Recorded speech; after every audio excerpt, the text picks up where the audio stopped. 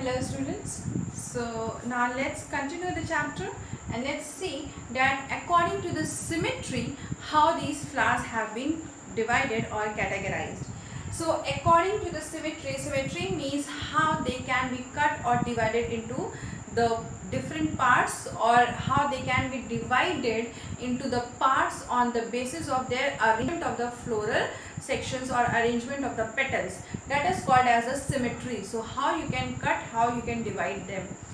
So on the basis of the symmetry, they have been divided because of their arrangement into three different types: actinomorphic, zygomorphic and the asymmetrical part. Actinomorphics are the flowers which can be divided by any vertical plane into two equal. So if you will cut this flower by any side, you will get the two equal. For example, this mustard is there, hibiscus is there. Whereas the zygomorphic flowers are those flowers which, if you will cut the equal half by any vertical plane, you will get. So if you will cut this flower from the midsection or from here, just a vertical line you will cross through it, you will get the two equal halves of this flower. For example, P is there, for example, ocimum is there. Whereas if you will see the asymmetrical flowers, you can never get the equal divisions of the flower, as they are designed in such a way that you can't get it equally. So they can't be divided into two equal half by any plane if you cut. For example, canna flower is there. So this is the different symmetrical divisions of the flowers on the basis of the arrangement of their petals. So now on the basis of the thalamus, the flowers have been arranged on the different sections or the different places. Now let us see that how on the basis of the thalamus these flowers are arranged. So on the basis of the thalamus, which is the solid part of the flower, which we have seen in the previous figure, just above the pedicel, that section was there. So on the basis of that, they have been divided into three different parts. One is the hypogynous type, the other one is perigynous type, and the third one is the epigynous kind of. So hypogynous, perigynous, and the third one epigynous kind of a flowers which we can see.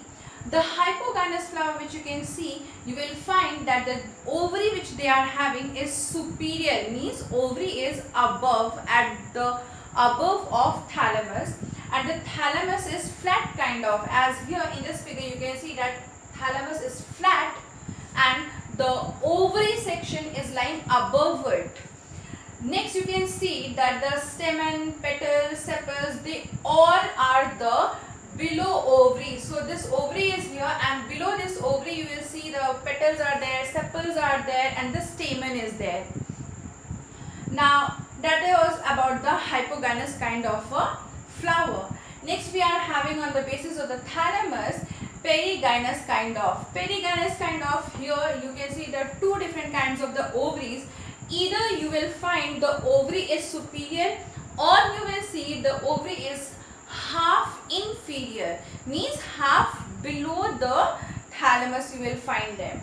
One more differentiation is them that their thalamus is like a disc shaped, as you can see over here that it is a kind of a disc present over here, and in this picture you can see the ovary is superior, whereas in this picture you can see that this is the thalamus and here the ovary is going inferior down towards it.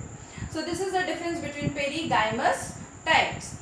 And one more thing you can find them, that the petals, sepals, stamen which is there, it has got inserted around the ovary. So around the ovary you can find the petals, you can find the stamen, you can find the sepals.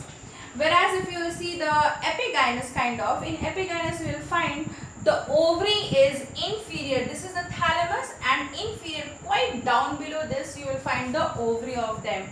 And the thalamus which is there, it is a flask shaped, a kind of a flask, it is like that.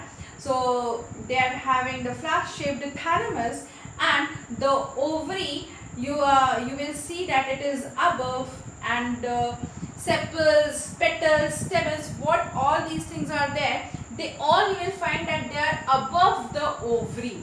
So ovary will be down below and stamen, sepal, petal, all the things will be above the ovary. So this is on the basis of the thalamus arrangement of flower. So thank you for watching the video. Next we'll continue.